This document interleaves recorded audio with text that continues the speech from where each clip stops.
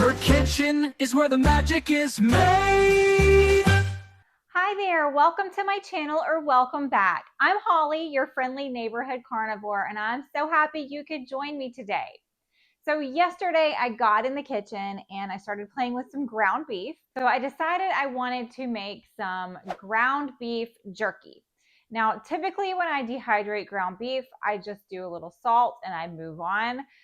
But I decided I wanted to kind of go with a more traditional beef jerky flavor this time instead of just doing some salt. And I figured it shouldn't be too hard with ground beef. I could just mix the ingredients in it instead of having to take the time to marinate it like you would actual strips of beef. I had a hankering for kind of like the teriyaki flavor. I probably didn't nail the teriyaki flavor. I just kind of had fun throwing things in there that I thought would be good. I don't usually have a good opportunity to munch on beef jerky that has the yummy flavors and all that because I cannot tolerate gluten at all, and I do not tolerate sugar. And typically, if you find beef jerky, it's going to have sugar in it. And if it's a teriyaki flavor, it's going to have ingredients, usually a soy sauce ingredient that also has wheat in it. So all the way around, it's not going to do me any favors. So I decided to get in the kitchen with some ground beef, mix some things in it, and then dehydrate it. So I'm going to show you how I did this yesterday. I let it dehydrate most of the day. I think it went for maybe 7 hours. And I just let it cool off in the dehydrator overnight and I've got it ready. So I'm going to show you how we made this and then we will look at it and have a taste test.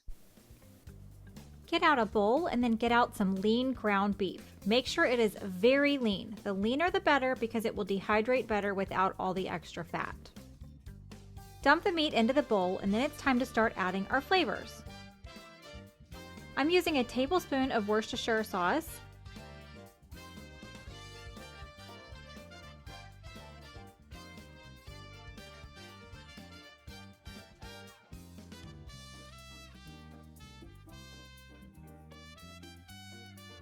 a tablespoon of soy aminos, but you could also use coconut aminos,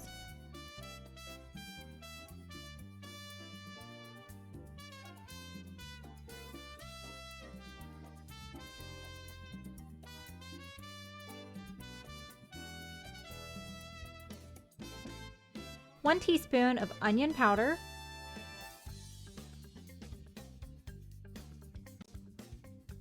a nice pinch of salt, and you could just use pepper here, but I'm going to use a teaspoon of Redmond garlic pepper.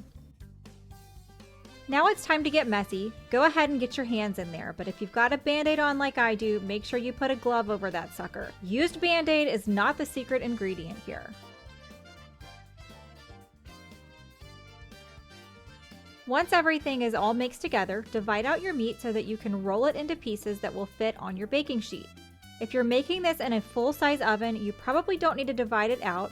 However, I'm going to be using my Ninja Dual oven. It's smaller, so I'm dividing this into 2 pieces. I'm going to be putting this on a parchment paper so I can easily move my jerky between the 2 racks because I only have one that is mesh that circulates the air really well, and I want to be able to trade them out. I got my parchment paper measured out and folded down to fit my racks. Once I press the beef out a little bit, I'm going to get some clear plastic wrap to lay on top to help keep my rolling pin clean when I roll it out. I tried to keep the ground beef as square as possible so I could have even strips to be able to keep up with the macros. But I ended up having to cut it and squish it back together to keep as square a shape as possible. You can skip this step altogether if you don't care to have your strips perfectly uniform in size.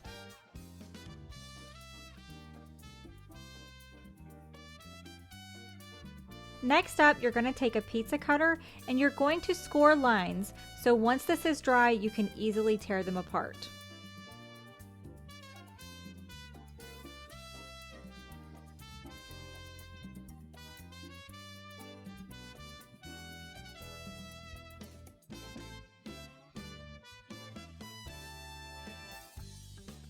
For my other section of beef, I decided to add a little bit of brown swerve to make a sweeter version. I'm going to mix it in, and then we're going to repeat the same process we followed for the first batch.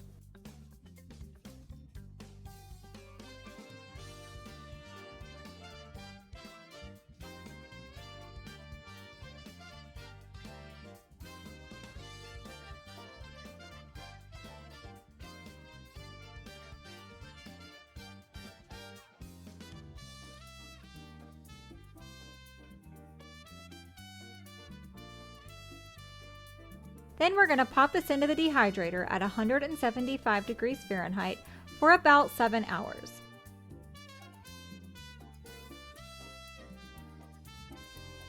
About an hour shy of their drying time, I went ahead and pulled them out, blotted them off again, and then went ahead and separated the individual pieces of jerky, then returned to the dehydrator for the remaining hour.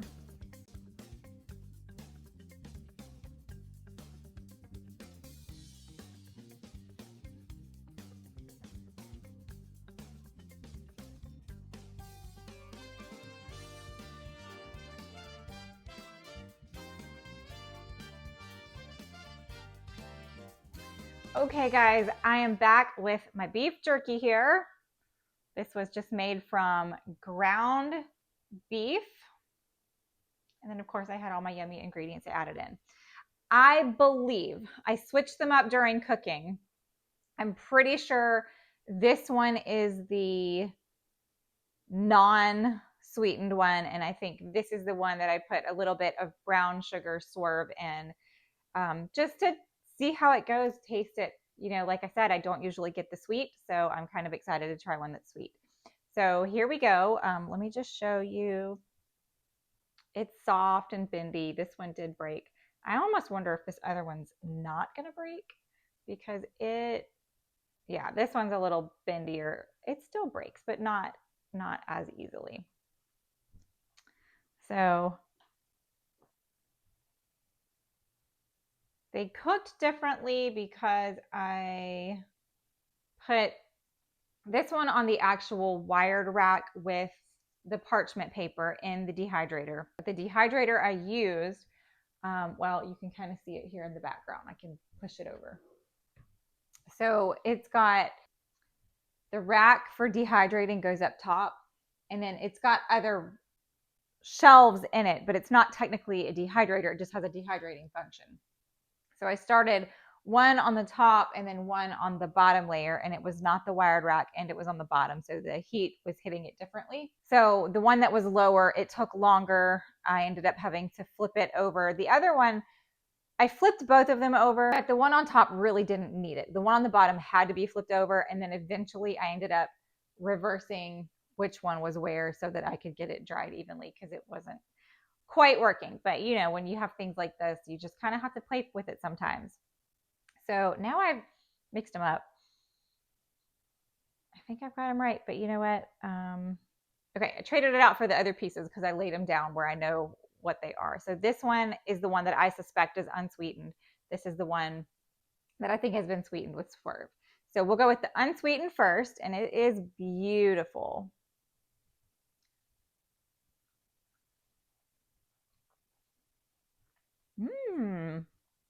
Really delicious. It actually the flavor kind of reminds me of meatloaf, and I don't hate that. That's really interesting. I like that a lot. And I like that it's soft. It's a soft jerky. I don't know if you can see like the middle of it there. But it's softer. It's a nice tender texture, and I'm not kind of ripping my teeth out to take a bite. Okay, this one smells sweet, so I think this is the sweet one.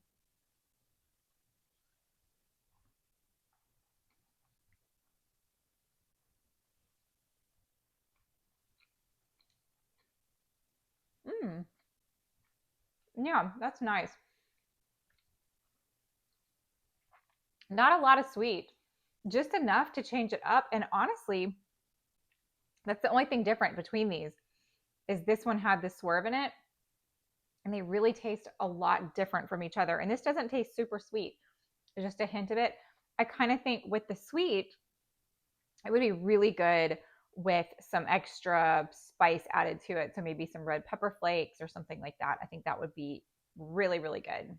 All in all, I say this was a win. So I definitely recommend making this. It was really easy. It was a lot more cost effective than, I threw it on the floor. I really recommend you give this recipe a try. It was so simple and easy. You can't even dehydrate this in the oven if you can get it to a low enough temperature, around 200 degrees. And just keep an eye on it. This worked out great. This does need to be stored in the refrigerator instead of out at room temperature at all times, but I think that's perfectly fine. It's still going to be great to be able to grab on the go, which is fantastic. And I'd say refrigerate up to a week. So if you're not ready to eat it, throw it in the freezer till you're ready and then pull them out and move them to the fridge. It's going to be great. If you enjoyed this video, please give me a like and don't forget to subscribe. I love to chit chat with you guys in the comments. So if you wouldn't mind, go ahead and get in the comments there and say hello. Tell me if you've tried this. Tell me if you like to dehydrate your own meats. I just want to know, what is your go-to if you're going to be traveling and you need something quick to grab that's easy on the road, because I've got a trip coming up, and that's why I made these, because I wanted to be prepared for that. If you're interested in seeing what I eat every day on a carnivore diet, you can follow me over on X or Instagram, where I post what I eat every single day. You can follow along. Feel free to say hi over there. I cannot wait to see you guys over there. And I cannot wait to see you guys again next week. Until then, bye. She's the friendly neighborhood carnivore with a talent for cooking up a meaty uproar. From juicy steaks to sizzling ribs galore, she'll have you coming back for more. Fellas, smash that like button. She's the carnivore cooking queen. On your screen, bringing the meaty scene. Come on over and join the team for a culinary dream.